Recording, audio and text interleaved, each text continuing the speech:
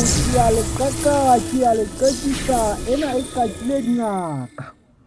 E qatile bonkgekge bo rabohlale ba re ba ya itseba fela ba utlwa hore ntho e ka fediswa ke sanitizer le boitshireletso. Lefatshe le aparetswe ke leru le letsho ba le bitsa ntho ka mabitso ke ena ba re ke eng, ba e bitsa ka mabitso a tletseng le dinomoro ka hare ba re ke COVID-19. Se ka nkatamela, se ka ngama hle motho.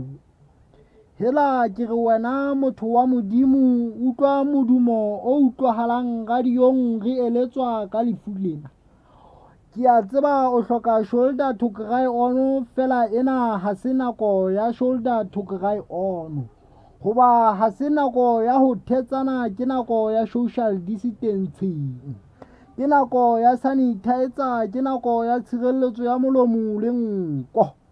Senkokotele hoba ke tla o tebeka, presidente o buile a re dule mahaeng.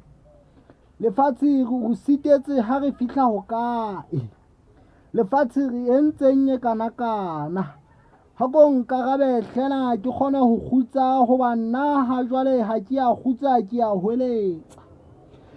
Ke hweletsa ho mmupi, ke hweletsa ho tlatla matsholo, ke re Modimo wa ka ntshireletse. Hobane lefu ke lena le rinya batho jwalo ka dinta.